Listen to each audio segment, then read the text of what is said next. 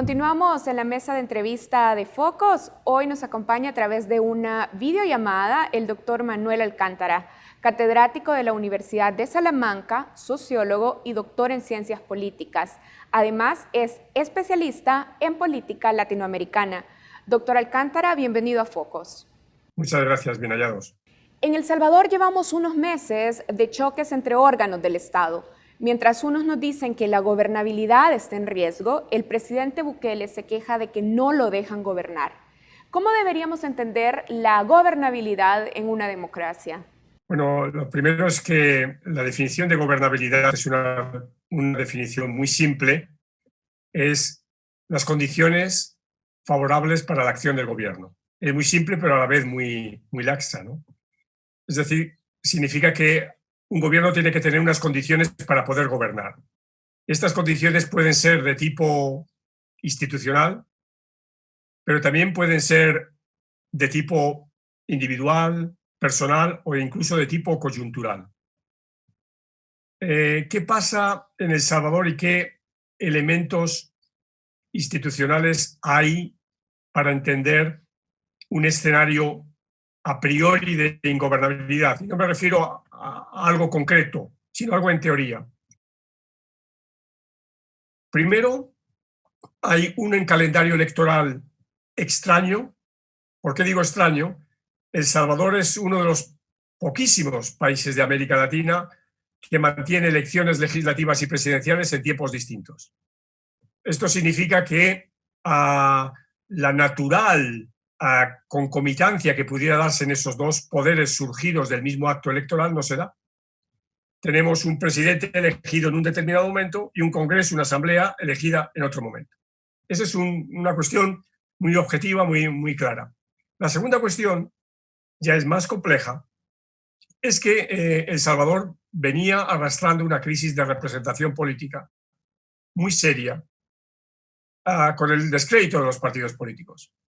Y esto se ha visto en dos elementos que son también muy claros y en este caso muy objetivos. Uno, el descenso de la participación política en las últimas elecciones presidenciales, que fue una participación de las más bajas en la historia democrática de El Salvador.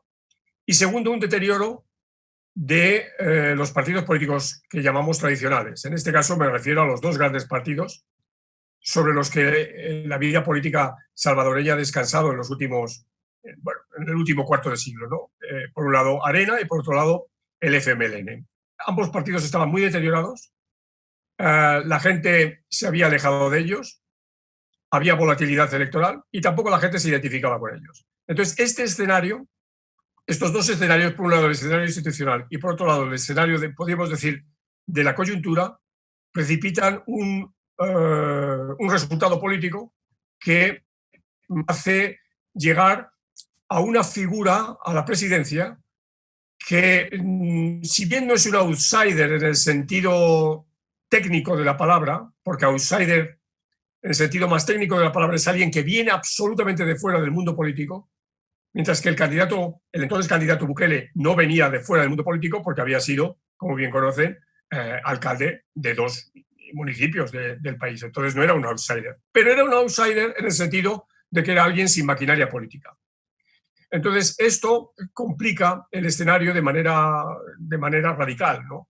Porque vamos a tener un presidente ungido por un voto mayoritario, bien es cierto que con una participación baja, pero ungido por un voto mayoritario de los salvadoreños en la primera vuelta, pero que es un hombre que no tiene partido político, que no tiene maquinaria, que no tiene, digamos, otra serie de elementos que están presentes en el sistema político y que en su caso pues no los tiene ni en el ámbito del poder legislativo ni en el ámbito del poder municipal, donde no hay alcaldes ni concejales de su línea política. Yo creo que, en síntesis, este es el retrato robot de un escenario que conduce entonces a una situación alguien podría decir, de choque de trenes o, en términos más académicos, de choque de legitimidades.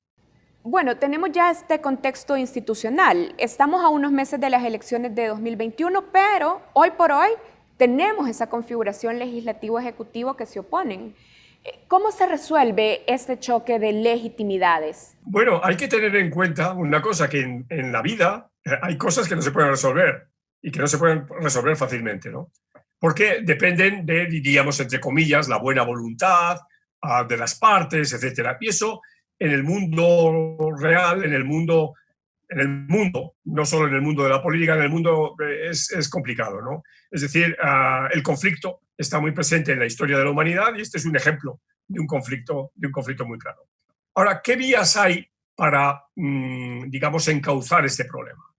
Bueno, la vía para mí más importante es el respeto a la Constitución y el respeto a las reglas de juego. Es decir, el presidente, la Asamblea, los jueces, etcétera, tienen que respetar las reglas de juego, ¿no? Y seguir jugando. Probablemente el presidente tendrá en su cabeza una estrategia política que me parece loable y legítima, que es tener un grupo mayoritario en las elecciones de febrero que viene. Bueno, pero, y eso es, ya digo, es lícito. Y para ello los partidos políticos opositores tendrán que hacer lo posible para que eso no se dé, es decir, que ellos tengan mejores resultados en las elecciones que vienen. Entonces, tenemos ahí un conflicto político. Pero la segunda cuestión es que el presidente tiene que respetar la Constitución. Y eso es básico. La Constitución tiene una serie de instituciones, establece una serie de funciones para para los poderes del Estado y establece cuál es el papel del órgano, diríamos, arbitral, como es la Corte Constitucional. Y el presidente tiene la obligación de que se cumpla la Constitución y de moverse en el ámbito de la Constitución. Lo interrumpo aquí porque usted habló de respeto entre los órganos. Pero el 9 de febrero tuvimos una irrupción del presidente Bukele con la Fuerza Armada en la Asamblea Legislativa. Escribí un artículo sobre ello, escribí un artículo de opinión, no un artículo académico, pero un artículo de opinión. Y evidentemente el presidente Bukele se equivocó y el presidente Bukele no puede hacer eso y no puede hacer, como no puede hacer otras cosas, pero evidentemente eso fue un grave error que pesa, digamos, en su pasado ya, en su pasado reciente. Pero, ¿por qué debemos entenderlo así, como usted lo describe, como usted lo califica? ¿Por qué debemos entenderlo como un grave error? Bueno, lo primero, porque no puede convocar una manifestación el presidente en la puerta del Congreso. O sea, es decir, el presidente tiene que tener una actitud institucional que no le debe llevar a ese tipo de cuestiones, ¿no? O sea, tiene que estar por encima de esas cuestiones porque es el presidente del Salvador, de todos los salvadoreños. Entonces, él no tiene por qué convocar una manifestación en las puertas del Congreso. Segundo, no debe usar la fuerza pública, digamos, a su capricho, a su albur. Tercero, no debe permitir que la fuerza pública entre en el Congreso para acompañarle. O sea, eso está fuera de cualquier protocolo, de cualquier actuación, etcétera, ¿no? O sea, eso es una muestra de prepotencia y una muestra de falta de sentido institucional enorme, ¿no? Pero tampoco puede hacer otras cosas. Yo ponía el acento en ese artículo. Por ejemplo, no puede invocar a Dios. Está digamos, en una sociedad absolutamente plural y hay que respetar a las personas para los cuales ese Dios es muy distinto al Dios que él está hablando, ¿no? Entonces, él debe separar la religión de su actuación. Los últimos meses y la emergencia por el COVID-19 nos han demostrado que el Ejecutivo y el Legislativo salvadoreño no tienen capacidad de diálogo ni de consenso. ¿Por qué es tan importante preservar esta capacidad de diálogo entre los órganos? Bueno, porque hay una institucionalidad que respetar. Es decir, las instituciones están por encima de los hombres y de las mujeres, están por encima de los intereses de los partidos. Y en ese sentido hay una responsabilidad también muy fuerte de los legisladores, ¿no? El problema es que los legisladores arrastran un pasado y ese pasado es digamos, una carga negativa en su quehacer. Esa carga negativa es la que ha alejado al electorado de ellos, ¿no? Entonces, los propios legisladores también tienen que empezar entonando su mea culpa y los propios partidos políticos a los que pertenecen esos legisladores deben ir pensando un horizonte, como es el de febrero del año 2021, para renovar claramente la clase política y ofrecer al electorado unas nuevas caras que no estén complicadas con problemas, con viejos problemas, ¿no? Que van desde problemas de corrupción, de abuso de poder, etc. El discurso del presidente contra los diputados desgasta también a la Asamblea como institución. ¿Cómo sobrevive el sistema democrático y sus instituciones con un líder que deslegitima sus órganos? Claro, es cierto, ¿no? Bueno, pues por eso vuelvo a repetir esta idea de la ausencia de carácter institucional, ¿no?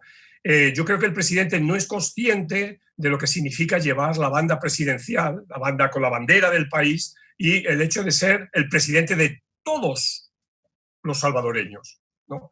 Yo creo que este es un problema muy serio, ¿no? Yo creo que hay un problema también probablemente de la madurez del propio presidente, pero también del entorno que aconseja al presidente, ¿no? Que ese es otro, digamos, otro problema añadido, ¿no?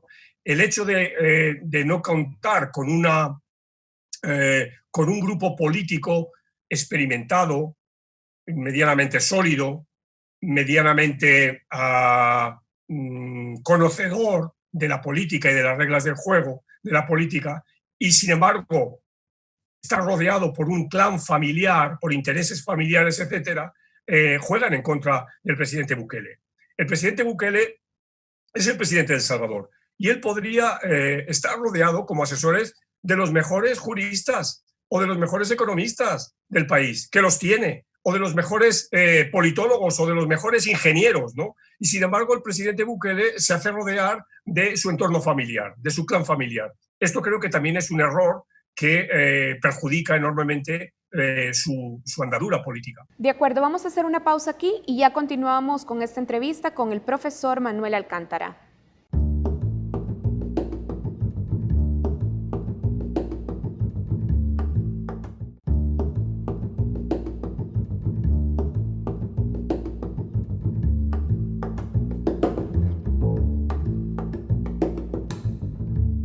Continuamos en esta entrevista a través de una videollamada con el doctor Manuel Alcántara, catedrático de la Universidad de Salamanca, sociólogo y doctor en ciencias políticas, especialista académico en política latinoamericana. Doctor, en esta pandemia, Casa Presidencial ha vetado decretos que protegían derechos, por ejemplo, el derecho de los salvadoreños a retornar a su país. ¿Cómo debe manejarse una situación en la que el presidente usa los mismos recursos del sistema para retrasar el cumplimiento de leyes que protegen derechos humanos mínimos? Digamos que eso, le concedo el beneficio de la duda, digamos que eso está dentro del juego político. ¿Qué tiene que hacer un partido político opositor si el presidente actúa de esa manera? Pues construir un discurso crítico sobre el que articular una plataforma de denuncia para que el presidente sea castigado en las elecciones de febrero. Es decir, el juego institucional y lo importante de la democracia es la existencia de elecciones periódicas, es decir, que esté asegurado que periódicamente se convoca a la gente para escuchar su voz en procesos libres, iguales, etcétera, etcétera. Eso está funcionando en El Salvador y creo, vamos, que va a seguir funcionando. Entonces, la opción de los partidos que están en la oposición al gobierno es construir un relato suficientemente claro en el que se denuncie, en el que se plantee claramente cuáles son los errores, cuáles son los, no solo errores, sino diría, las faltas políticas que comete el presidente en el ejercicio de sus funciones, ¿no? Y denunciarlo. Y denunciarlo y decir y recordar al electorado, óigame, mire, esto está haciendo el presidente. Y esto está mal, por esto y por esto y por esto. Entonces, por favor, no le demos un apoyo en las elecciones de febrero, porque esto significa que ustedes están validando esto. Y, ojo, ahí viene el problema. ¿Qué pasa si resulta que la gente valida eso? Ese es el problema. Porque eso lo venimos viendo en otros países de América Latina en una línea muy clara de que llamamos, por usar esta palabra que todos usamos, el populismo, ¿no? Es decir, digamos una representación directa de los ciudadanos, un contacto, una línea directa con los ciudadanos, de tal manera que se eviten otro tipo de intermediaciones, ¿no? Esta idea de que entonces Bukele pudiera ir a las elecciones de febrero pidiendo un voto de apoyo a él. Esto, ya digo, es muy típico en política. Esto lo va a hacer Andrés Manuel López Obrador en julio que viene, en julio del año 2021, va a pedir el voto a sus candidatos de Morena para seguir manteniendo una mayoría en el Congreso. Bueno, pues eso va a hacer Bukele, pero los partidos políticos salvadoreños, sobre todo los dos grandes partidos, tienen que construir un relato perfectamente claro, perfectamente nítido a la población en la que ataquen o muestren sus puntos de vista discrepantes de la actuación del presidente. Usted decía ya que hemos visto este patrón. Habló del caso de México. ¿En qué otros países también podemos verlo? Bueno, es muy claro también el caso, me refiero porque tengan elecciones pronto, el caso de Argentina, ¿no? Argentina el año que viene tiene elecciones de medio término, ¿no? Ellos van a elegir la mitad de la Cámara de Diputados y un tercio del Senado. Entonces va a pasar lo mismo, ¿no? La crítica al presidente Fernández se va a vertebrar en esas elecciones. Cosa que es muy distinto en Perú, por ejemplo, donde el presidente, el año que viene también hay elecciones, me parece que es en el mes de abril, el presidente no puede concurrir, ¿no? Entonces eso es distinto. Pero en aquellos casos en los que el presidente se puede beneficiar del proceso electoral, es lógico que la oposición articule un programa y un discurso para que esto no suceda. Y lo tiene que hacer bien. Ese es el juego de la democracia. Estamos a menos de un año de las elecciones de 2021. El presidente, que tiene más del 90% de la aprobación en opinión pública, ha advertido que es la oportunidad de sacar a Arena y al FMLN del legislativo. El presidente lo ve como un escenario ideal para impulsar sus proyectos, pero ¿es un estado ideal para el beneficio de los ciudadanos? Bueno, depende cuáles sean porque claro, cuáles sean las propuestas reales que el presidente Bukele quiere llevar a cabo, ¿no? Y qué propuestas reales quiere llevar a cabo la oposición. O sea, lo más pernicioso para la democracia es que esto termine polarizándose en un sentido, no como antes ocurría en El Salvador, en un sentido ideológico, donde había dos modelos muy distintos, teóricamente muy distintos. Luego hemos visto que no eran tan distintos, ¿no? Pero el modelo de Arena, el modelo del Frente, ¿no? Entonces había una polarización ideológica muy nítida. El problema es una polarización entre yo y los demás, el presidente y el resto, porque finalmente eso no da otras señales con respecto a, bueno, yo y usted qué va a hacer con, pongamos por caso, con la industria, qué va a hacer usted con las relaciones exteriores, qué va a hacer usted con el tema de la inmigración a Estados Unidos, qué va a hacer usted con el sistema financiero, ¿qué va usted a hacer con la reforma fiscal, etcétera, etcétera, ¿no? O sea, es decir, el problema es que entonces todos esos temas que son de política se van a ocultar y entonces la situación es absolutamente, digamos, personalizada y polarizante. Yo o el caos, yo y el resto. Y eso es una de las matrices, diría, yo diría que es la matriz más típica del populismo, ¿no? Cuando la política se personaliza en torno a un individuo. Eso creo que y de historia nos da resultados de sobra, creo que eso es nefasto, directamente nefasto. Y frente a la posibilidad de que Nuevas Ideas gane una posición importante en el legislativo, tenemos que decir que este es un partido que nace bajo la figura del presidente Bukele. El secretario del partido es primo del presidente. Con estas características, ¿debería preocuparnos una mayoría de Nuevas Ideas en el legislativo? Bueno, a priori hay que decir que no. Hay que ver cuáles son las ideas que tienen Nuevas Ideas, ¿no? Es decir, lo que yo le estaba preguntando, lo que estaba planteando antes, hay que ver cuál es el programa que Nuevas Ideas va a defender en asuntos muy concretos, en asuntos que realmente afectan a los salvadoreños. Es decir, cuando se vaya a plantear el tema de las cárceles, cuando se vaya a plantear el tema de la violencia, cuando se vaya a plantear el tema de impuestos, cuando se vaya a plantear el tema del tejido productivo, de las relaciones internacionales, etcétera, hay que ver cuáles son esas nuevas ideas. Mientras tanto, no nos podemos pronunciar y solo queda ese caparazón que es el que antes me refería, es decir, el caparazón de lo personal, de la familia. Pero esa superficie, esa caparazón per se, ¿no debería de prender nuestras alarmas? Sí, claro que sí, ya lo he dicho antes, ¿no? Evidentemente, ¿no? Evidentemente, porque eso es digamos, lo contrario de la institucionalización, ¿no? La institucionalización descansa en reglas, en normas que son aceptadas por una gran mayoría de las personas. La personalización, como su nombre indica, descansa en personas y por consiguiente en el capricho de estos individuos. Con todo este escenario que hemos estado describiendo, ¿podríamos hablar de retrocesos en la democracia salvadoreña? Sí, sí, yo, perdón por autocitarme, pero lo he defendido en varios textos y llamo a este término democracia fatigada, ¿no? Que es un tema que no es solo de El Salvador.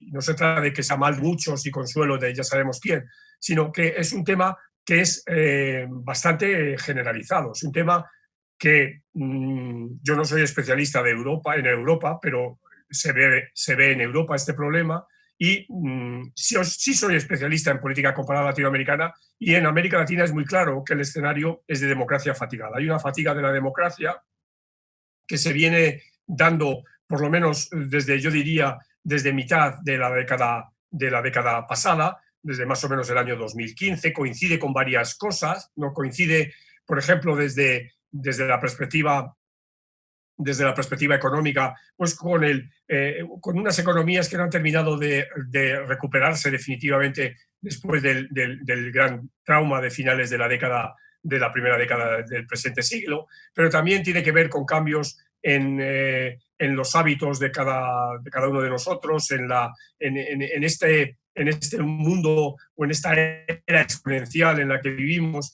en el dominio de las nuevas tecnologías. Todo eso tiene mucho que ver, pero también tiene que ver con temas como la corrupción, por ejemplo, ¿no? Tiene que ver también con una clase política muy poco profesional en el sentido noble del término, es decir, muy poco dedicada, muy poco preparada. Tiene que ver también con temas viejos de las sociedades latinoamericanas, como es la desigualdad, ¿no? Como es la marginación, como es la precariedad y también, como es en el caso salvadoreño, los efectos de la violencia y de la inseguridad, ¿no? Todo eso son pequeños, que a veces son grandes, problemas que van minando la democracia y hacen que la gente se vaya apartando de la democracia, que vaya mirando a la democracia con escepticismo, que vaya mirando a la democracia con cierta desconfianza y que la valore menos. Entonces, este es el escenario que yo veía muy claro en el año 2019, al final de 2019, ¿no? Y esto se complica más con el COVID, porque el COVID-19 ha generado pautas en todos los países. Por supuesto hay excepciones, pero en la mayoría de los países pautas muy autoritarias. Autoritarias porque hay que tomar decisiones que son muy serias muy rápidamente. Por ejemplo, decidir que la gente no salga de su casa. Eso es una decisión muy seria porque nos afecta a las libertades de cada uno, pero que a lo mejor es necesaria y que es una decisión muy fuerte, ¿no? O ver que los parlamentos las asambleas han estado prácticamente en cuarentena, ¿no? Porque su propio mecanismo no la hace funcionar bien, ¿no? Mientras que el presidente puede ordenar todo desde el Palacio Presidencial, basta tener una cámara web para poder dirigirse a la población, etcétera, ¿no? Entonces, esto, ya digo, ha generado un ambiente muy peculiar que me parece que todavía va a profundizar más esa fatiga, que ya sabemos que cuando la fatiga se hace crónica, podemos entrar en una situación muy problemática. Y ese me parece a mí que es el escenario que viven buena parte de los países de América Latina y El Salvador, por supuesto, también. Doctor, el vicepresidente Félix Ulloa ha empezado a hablar de una reforma constitucional para evitar choques entre órganos. Típico, ¿no? No somos muy mayores, ¿no?, para recordar qué es lo que hizo Chávez, por ejemplo, ¿no? Es decir, las reformas constitucionales, el tener un traje a medida es lo primero que quiere este tipo que requiere este tipo de escenarios. O sea que eso no me sorprende en absoluto, ¿no? Y de ahí vendrá inmediatamente la idea de la reelección presidencial. Ya lo verán. Pero el vicepresidente ha dicho que no están buscando una reforma para la reelección, sino para evitar conflicto entre los órganos. ¿Debemos temer de entrada estas pretensiones del Ejecutivo? Sí, definitivamente. En estas condiciones, totalmente, ¿no? Porque las reformas constitucionales deben llevarse a cabo con el más amplio consenso posible. Bueno, quiero agradecer por esta videollamada al doctor Manuel Alcántara. Él es catedrático de la Universidad de Salamanca, sociólogo, doctor en ciencias políticas, especialista académico en política latinoamericana. Muchísimas gracias, doctor Manuel Alcántara. Gracias a ustedes. Bien, así cerramos este segmento de entrevista, pero ya regresamos con más contenidos en Focos.